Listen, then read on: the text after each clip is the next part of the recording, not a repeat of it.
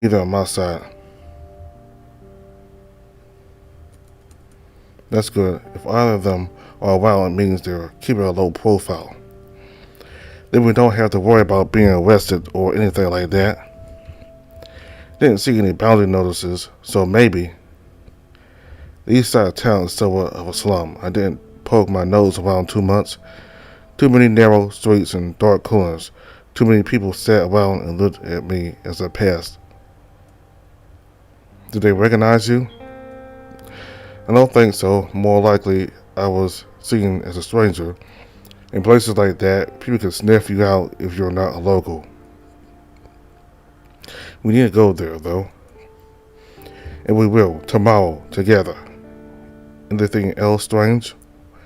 Not on my end. The streets on the north side are too clean for any shady businesses. Seem fairly safe. There's a busy market in the middle of town. A preacher spoke at the podium, but it didn't seem out of the ordinary. Nobody listened to him. Then I found a big workhouse, but it was shut down and abandoned about a month ago. I met a beggar who used to stay there. He said that others like him had been disappearing over time and that eventually the place was shut down because of that. Beggars go missing all the time. On the streets, perhaps, strange if they were living there. There were workhouses back in Earthwing. The authorities managed everyone that came through their doors with strict schedules and work hours. Nobody was allowed to leave without good reason. If they did run away, there would be an investigation. Regardless, this is not our problem. We're all nodding in understanding. Alright, we got 2 rooms for the night. 2 beds here and 1 in the other. Miss, where do you want to stay? Either place is fine with me. I'll take the other room. Better that I not sap your magic where I can help it. I'll take the other room. Better that I not sap your magic where I can help it. Alright, then I think we've all earned a good night's sleep. Alan walked over to Jim, so I gave him the key to the other room. We'll gather here tomorrow morning and decide what to do. Sure, good night to you. Good night. Jim turned and left the room. Alan followed and set the lamps in place. We glanced at each other as he ambled back, sighing and removed his cloak. It could be that any one of us has been spotted by someone looking after us. Don't wander around at night, alright? Sir Alan. The old bear made his way to the bed in the darker corner of the room. I guess I'm taking the other one. Although the place was old and musty, it was remarkably warm and cozy inside. It reminded me how comfortable it was to be in Eldritch Elysium. Hey Alan, I was wondering, what kind of magic does Eldritch use to keep his Elysium warm? Enchantments accomplish that the best. Things can be imbued with warmth, like those tiny wisps we conjure.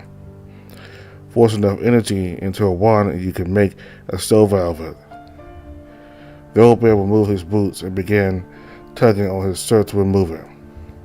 Some pervaders up in Boetius use those things when they travel the snowy roads. He turned and exposed his bare chest. They can expire quickly if you're not careful enough. If you're not careful though, and you need to pick a good object to use as a wand. Flimsy, flammable things are not good candidates. I see.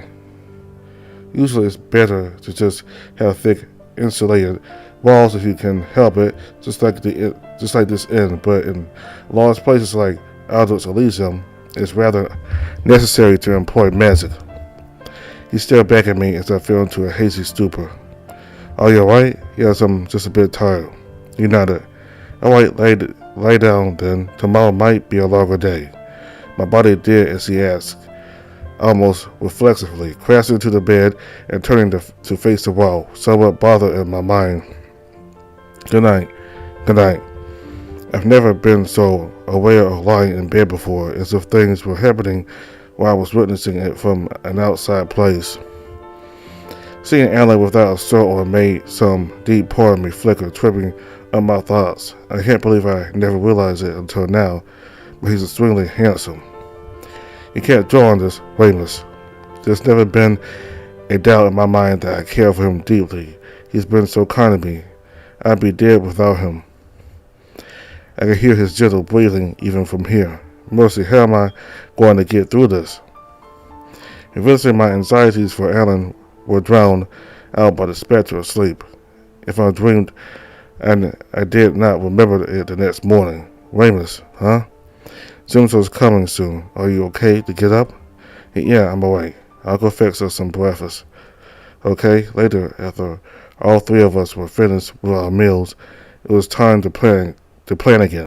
Jim decided to retreat into his room and spend the rest of the day doing maintenance on his equipment. The sword he had gotten from the blacksmith in Aons Road could use a bit more wetting. Ellen and I went into our room, though we were less certain about how to waste the time. Feeling somewhat tired and wanting to relax, I landed in bed, staring at the ceiling and wondering everything that I could wonder, my thoughts turning fickle. Those witches really were something. How are you doing? I stood up in bed and leaned against the wall, looking up at Alan. I'm alright, just thinking about what happened. Can't believe we stumbled into her like that. You never told me there was a witch that night. Yeah, I guess it never came up. None of you saw her anyway. She was gone before the guards came in.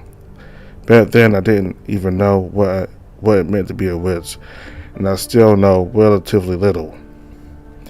Did you see how they fought? With fists? Yes, they're quite formidable. I've never seen someone crack the stone with just a punch. That's stuff you hear about in stories. Just how strong are they?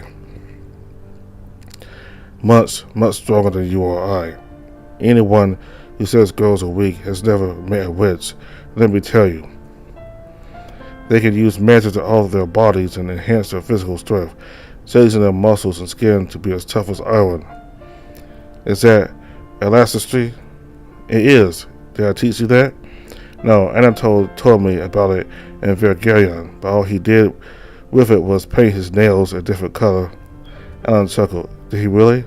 He seemed very talented. Can he punch through stone? Not yet, Alan.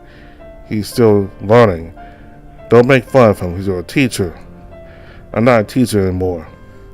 But you're right. Anatole did seem like a responsible lad. I'm sure he'll do great. Do you miss him? I miss Vergarian. It was such a nice and quiet place to be, and everyone was so good and kind. Ellen nodded wistfully. You can go back there once all this is over, and I promise you, it will be over and we'll put all this trouble behind us. We just have to get through this business with Umbro. His words were comforting, if a bit drunk on hope. He doesn't want me to obsess over death, but sometimes I don't want to forget that weight. I wouldn't reproach him for it, though, as all he says comes from the goodness in his heart. That's why I care about him so much. How did I feel earlier? How did it feel earlier when Marston went into your mind? It wasn't as strange as I thought it would be, like a heavier moment of meditation where I tried to remember that night, even though it all happened in a flash. I felt her in there, with me as I was thinking, always standing behind me, but never visible, and then I opened my eyes, and it was as if nothing happened. I see. Did you feel the same when Pervader copied your memories? Similar, though, a bit more exhausting than how you describe it. Really, I remember her saying you took it lightly. You forget she scoured through the entirety of my life, not just one night of it. All in all, I'd say I'm of a hefty mind to get out if it's unscathed. As I've gotten to know Alan, I've become more and more impressed with his vigor.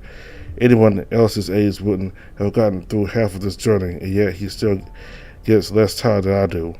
If magic can alter the body, maybe there are ways to retain youthful strength too. Do you think Ewa can do these kinds of mind spells?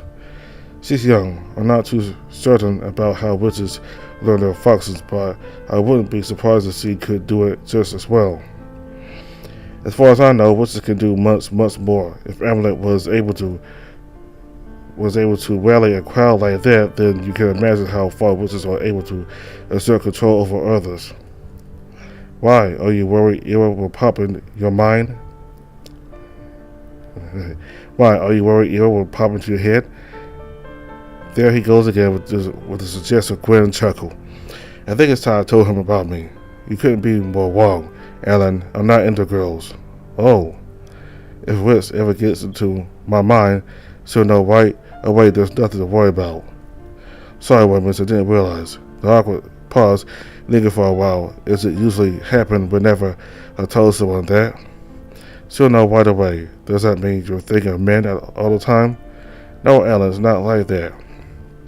Alright. I'm sorry again. I won't embarrass you anymore.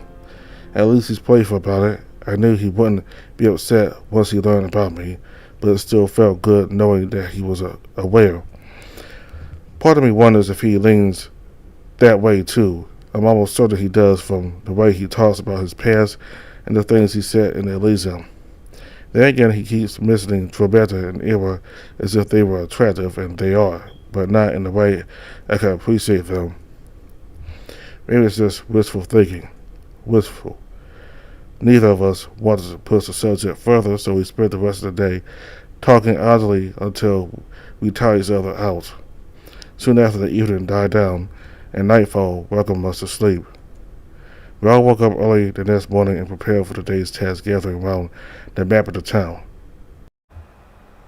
Ellen, Jigsaw, and I returned to the inn to rest up and wait their signal. Part of me wanted to abandon the plan and instead just go to the guy and try to convince him to take us to Umbral.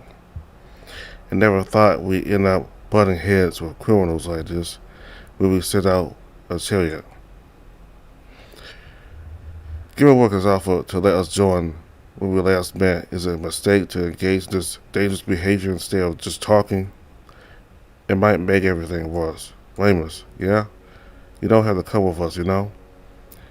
And just stay here while you are playing secret police? There's no way I'm doing that. I'd be very sick. Fine, but I want you to promise me that you won't get involved. I'm not even sure what I would do even if I tried to get involved. I'm not even sure what's going to happen. Have you ever done something like this before? No. But that doesn't mean I'm going to let the opportunity go to waste. If this is our only shot at finding Umbral, then we need to make the most of it. Why wouldn't he just tell us? Why do we have to ambush him? Because we could not risk him fleeing. I felt bad for arguing because I knew he was right. My doubts and worries get the better of me sometimes. I still have not learned to make peace with them. Ellen released a sympathetic sigh. I'm sorry it had to come to this. I know how messed up it's getting. None of us signed up for all this conflict and malaise, but that's no reason to give up. Don't be too concerned. We're not going to injure this man. We just want to know what he wants. To know what he knows. All those Inquisition interrogation tactics you heard rumors about are not seeing any use here. I won't let Jigsaw try anything strange. Jigsaw isn't that cruel, and neither is Marston. It won't be much different than what you and I both experienced with their witch powers. Gimmelberg has ambushed us before to serve his own needs. It's only fair that we do the same in return. Ultimately, we're all going to be working together anyway, as much as I hate to admit it. Hours passed, the sun became the moon, and my unease grew ever more. Marston had told us to wait for her signal, but what if she doesn't show up at all? Will we stay up until morning? What if she got herself in trouble? What if she requires aid? Would Ira come and ask for help? I knew it, we were already back at the inn and gathering our things. Now that there was some distance from what had happened, dread finally sank its teeth into my heart. I had lost track of what I was doing. The notebook is in my hand. I browsed through it, and I'm reminded of all the things I wrote. Some were scribbling. Those phrases and writing exercises, all that work I put in to help Alan with his paperwork. What was it all for? Ramus. Try as I might, shaking my head and wishing for an ounce of relief, I could not push away the sorrow of it all. I look up at the bear. If anything ever happened to you, I don't know what I'll do. We've been on this journey for so long, yet I'm still not sure why you stepped up to save me despite all the danger. I feel like one of these days be it might be you that gets stabbed without Jim Saw. Or even stop it. No, you have to stop. I can't deal with you telling me it's all going to be alright. Not anymore. You said that so much I started to actually believe it. But you know it's a lie. You have no idea what tomorrow brings. None of us do. Umber might whip me and Jim Saw just reflects it, but they're just as likely to kill us. With that wits in their ranks, there's no mind to protect us. We have nowhere else to go, and all that's left is this gamble. You don't need to go anywhere. I can approach them alone. Gilmore has said he appreciates my enchanting ability and can trade that for a cure. Come on, Ellen. You know that's not going to happen. If you think I'm letting you go there alone, you don't understand. I care about you. You can't wish me to calm down when you're doing these risky things for me. That's the truth. The truth is that your life is more important than mine. It made me angry. Why do you have the right to say that? It's what I feel. Exasperated. How do you think I feel about that? Do you think I'd be okay with you trading your life for mine? No, I'd do it regardless of what you thought about it. Speechless, I cannot do anything other than stare back for a good while. We almost lost one of us already, Ellen. Please, I don't deserve to take so much from you. If I lost you, I just couldn't. The old bear's arms went around my shoulders, easing me into a hug. I welcomed to embrace, tugging onto him and drawing in his warmth, sniffling into his cloak. I never wanted to go. I never wanted to let go. Why, oh why, did they have to break in that night? Things could have been so much different. No, I pushed him away. We can't do things like this anymore. We could have convinced Rays instead of acting like thugs and kidnappers. We could have spent more time looking around town. Eventually we would have met Umbro. We stumbled into Amulet, right? And now we know they're going to show up soon anyway. What was the point? If we just waited, none of this would have happened, and we would be in the same situation except without all that dying and suffering, right? All we had to do was look around for just a bit longer. I stared at him and absorbed his melancholy expression. He remained silent for a while. Say nothing. Say something. I don't feel guilty for his death, do you? Of course I feel guilty, Ellen. It didn't have to happen. How could we have known? We chose to ambush him. Our choice was only one part of this disaster. Had he full control of himself, there wouldn't have been any bloodshed. Without Wise, he wouldn't have escaped. Without Jimsor, it may have perished as well. There are hundreds of ways it could have gone worse, and hundreds of ways it could have gone better. But we are not God's ravens. None of us can look at the past in front of us and know exactly where they will lead. All we can do is practice good judgment and learn from our choices. It is easy to look back and condemn ourselves for the consequences of our actions, but hindsight can never affect one's decisions. Don't let yourself suffer for this. If you wish to fault someone, there are worse actors responsible for what happened. Amalek, Gemmerborg, the Western Umbro, even the Inquisition is more worthy of blame. They forced this desperate climate onto all of us, and now we have to survive. His face had grown more stoical and unrepentant. I want to be as strong as you want me to be, Alan, but it's so difficult. You say you don't want me to lie to you. Alright, I'll tell you exactly what I think.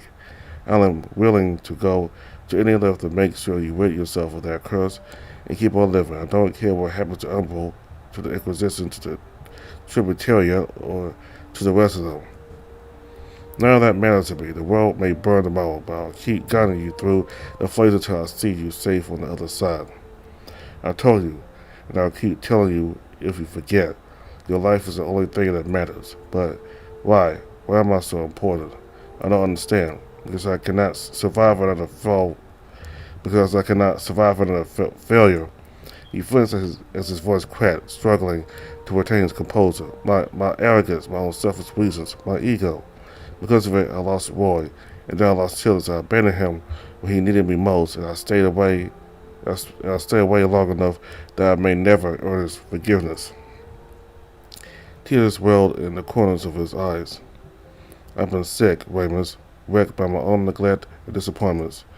I was wasting away in an antiquarium for years, hoping that I would fade into the past just like all the ancient things I surrounded myself with. Part of me wanted to watch, just lock me up. That's why I didn't care if they caught me. When you came along, I just wanted someone else to take over the business. Enough people had come to appreciate it. The least I could do was not abandon it like everything else. My only wish was to get rid of all I had and disappear somehow, but then I came to know you. Seeing you so eager to work hard and succeed, seeing you behave so faithfully, it was so much soul and kindness, so earnestly compassionate. I wanted to help you. You were too good of a person for me to allow everything to have its way with you, to swallow you up like so many other full-hearted young men traveling the world. You gave me a reason to care again. You gave me hope, and now destiny has decided to spit in my face and threaten to take you away as well. Turn away. I won't have it. I refuse to let it happen again. If you die, I have nothing left. You are the only good thing that has happened to me in years. Do you understand? It was hard to keep myself together. Yeah, I understand. Then please, no more of this hopeless talk. Never give up. Never let doubt stop you from doing what needs to be done.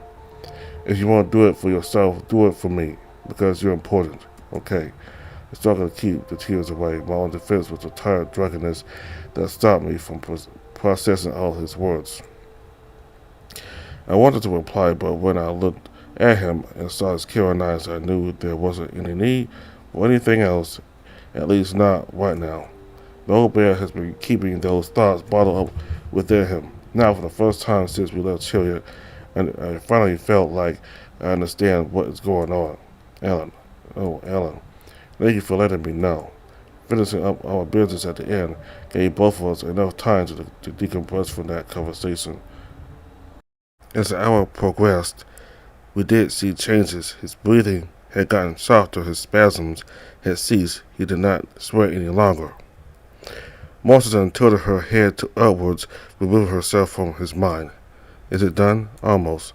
She lifted his cover and pressed her finger against his abdomen, finding those same points of pressure as before. Then she moved to his shoulder, then to his upper arm. One by one, she put everything back as it once was. Afterwards, she stood up and concentrated again. Junso opened his eyes. They were lost for a moment, but then he found us all staring down at him. Ramus? Junso, you're back. I leaned against the bed and grasped his arm tightly. Where? Am I still here? Yes, you're all right. Thank mercy. My head, the pain. Ugh. There will be lingering fragments of your suffering. Don't force yourself to remember. I can't. It stings. It stings so bad, like a needle in my brain. Marston, is that supposed to happen? This quiet always leaves a mark, even if you survive it. Junso stood up in bed and rested his head in his palms. Ugh. Damn it all. He's still in pain. Please, can you make it stop? Not without worse injury, I'm sorry. Junso shook his head as if trying to get rid of something tugging at his head. Suddenly he stood up. Gritting his teeth, he scurried towards the door, almost slamming it off its hinges again.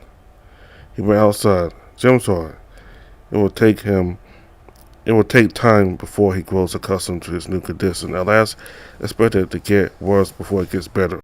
But the boy will live. Help him through it. I was outside and followed him. Junso was pacing back and forth in front of the house, clawing at the top of his head and tugging on his ears like a madman. Hey! He groaned and kicked at the grass, a desperate search for relief, but it wasn't coming. You'll get through this, okay? It's digging in my skull. I grabbed him by the shoulder and pulled him into a hug. It's going to be alright. The worst of it is over. I can't. Yes, you can. You saved our lives. You're going to save many more. I struggled to calm him down for what must have been an hour. His outburst didn't stop, but gradually he became used to what was happening to him. I stayed with him throughout all of it, making sure that he wouldn't actually injure himself. Eventually he was able to get a hold of himself and withstand the pain. I'll help you get through this. You will get through this. I swear it. Alan, I have to learn more. Still clinging onto this? Why? The last time you conjured, the affliction grew nearly twice as big. How many of these eruptions do you think you can take before it's going to kill you? It won't matter because it's not going to happen as long as I'm careful. You don't know that. Anything could trigger it. And it's not the only reason I'm going. I have to see him again. What do you mean? The saddle. He paused again, unsure of what to say, staring at me like wayward kin. For the past few nights, the smoldering ghost in my mind had been making its presence felt. Every time I go to bed, I see its burning aspect flash before my eyes, as if it were trying to get my attention. It's still with you. I nodded. He turned away, rubbing the back of his neck. Maybe I'm crazy. Any madman would be convinced of his own haunting demons, and I am no different. Even as far as my own experience, were I to judge the situation fairly, cannot say my phantom escapes the realm of the imaginary. His presence is continuously vexing and nothing else. Is there any evidence of my dark pastor's existence? Well, I know he could be a feverish illusion conjured up by my affliction. Yet I cannot overlook my own feelings on the matter. It seems real to me. There are too many coincidences to ignore. Either he is fake and I'm mad, which means I'm doomed regardless, or my obscure companion is there for a reason, and it's up to me to figure it out. The affliction brought him to me. Maybe he can play a part in its undoing. I would say these things to Alan, yet it would only serve to deepen his concern. Alan, I know it sounds strange to you, but you have to believe me. I've never doubted you, lad. I've doubted the meaning behind it, and perhaps that was the wrong way to put it. That was the wrong way to go about it. Dreams have seldom been kind to me, so I never pursued them, but I should have known better to not dismiss yours as I have done. I want to help you with this. How? We'll experience your dream together and get to the bottom of it. The realization suddenly hit me, making me shake my head, of course. I had learned back in Verigarian that such a thing was possible. Indeed, showing my dream to another should convince him of my sanity. Or at least it would prove there is something going on in my head. Marston must have seen the phantom as he crawled through my mind, yet wouldn't speak of it for some reason. What games you playing at? What possible reason would Marston have to keep me in the dark? He gathered all of his papers and set the dossier, leaving it on the table. Good night. Wake me before sunrise. Good night. Sleep well. Junso made his way to the adjacent room. I heard him crash in bed soon after. Slumber also tempted me, but I had a promise to keep to Alan. He eyed me cautiously. It took a while for him to start speaking. I want to apologize first. For what? Because I haven't been paying attention to you. Let me word it differently. Although looking after you has been my main goal throughout this journey, my focus had been on doing everything I can do to set things right as I saw fit. Since I haven't been heeding your words, I never truly sat and listened to you, not in a way that respects you, the way you deserve. I guess that made me blind to some of the things you were saying. The knot in my stomach returned and tightened once more. It suppressed my words and my thoughts. He paused and looked away for a bit. I wonder if he was struggling the same way I was. Yesterday, the things you said, or rather, the way you said them, I was caught off guard. I have to ask you, what did you mean when you said that you would suffer that you would suffer it all to have me in your life? It means exactly what you think, but I'm too terrified to say it. A drum is beating in my chest, threatening to knock me out or make me burst. It is of no use hiding it anymore. Let it be out in the open. I cannot control it, Alan. Yes, I have feelings for you.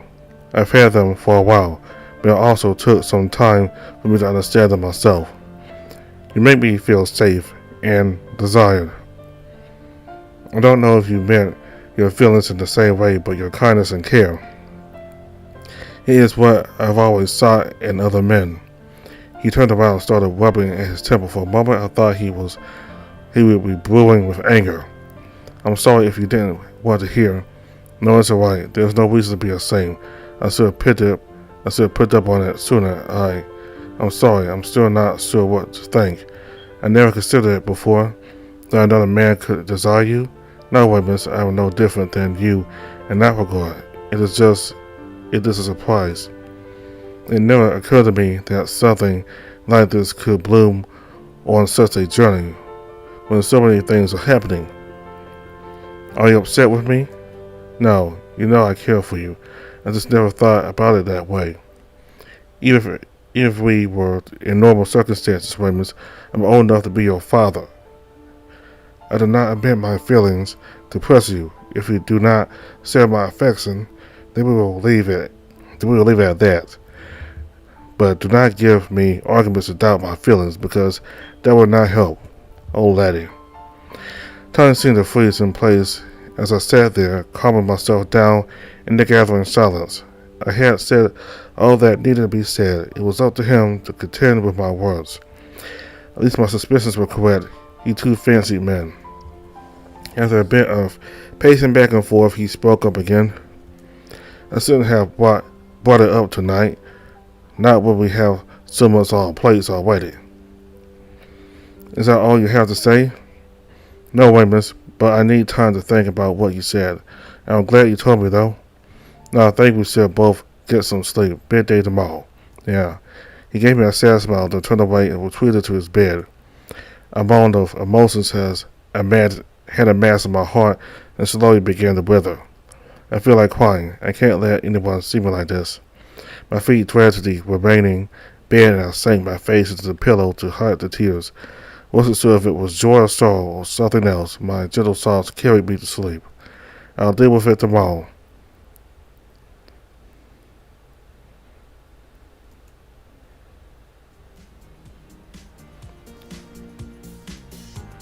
Yeah, we saw this away.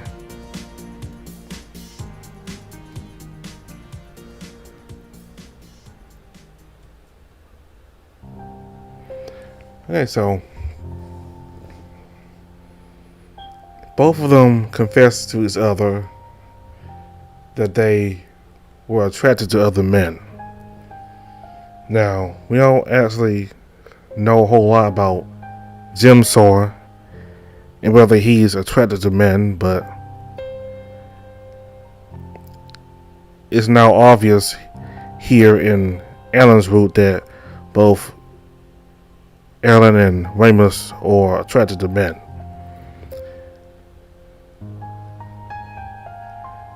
So, I wonder how the relationship will evolve. Now, as Alan said, he is old enough to be Ramus's father, so I don't know how the age difference will work, but I think him having a relationship with Jim Sawyer, that seems to be more possible because, you know, both Jim Sawyer and Ramus are around the same age range. Jim Sawyer is a little younger than Ramus. Ramus is 24, so I don't know if Jim Sawyer is in his early 20s or maybe very late teens, so I don't know, but he's younger than Ramus, so in my opinion, it's more possible that there could be a long-term relationship between them than it would be between Ramus and Alan, but we'll have to see what happens between both Ramus and Alan. So both of them value each other because of their kindness to each other, and they feel like they would be useless without each other. And they're kind of lonely, and so they value each other's company.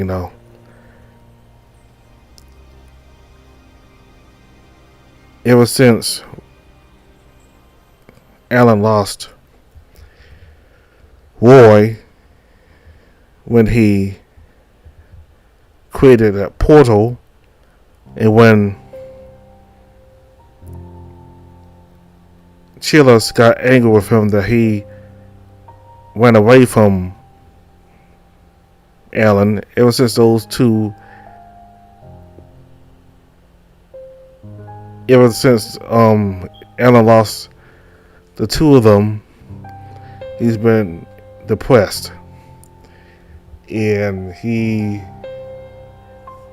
was so into creating new magic, and he even said it himself that he was so arrogant and confident that he made a whole lot of mistakes.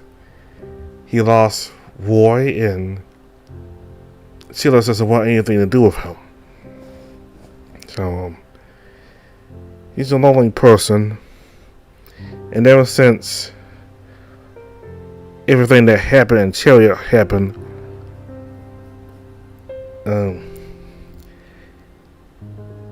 Weymouth has been lonely.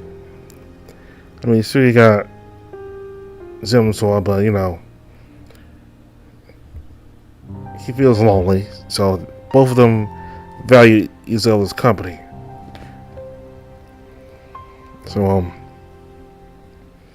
I just wanted to skip everything we saw already and look at the new dialogue for Alan.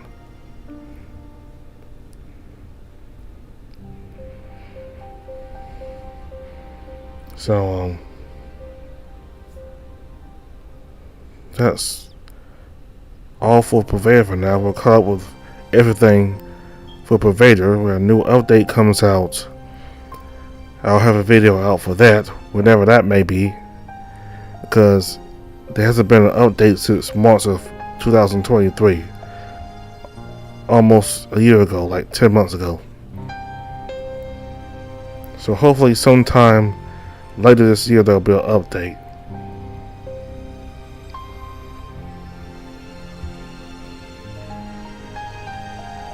So there you go.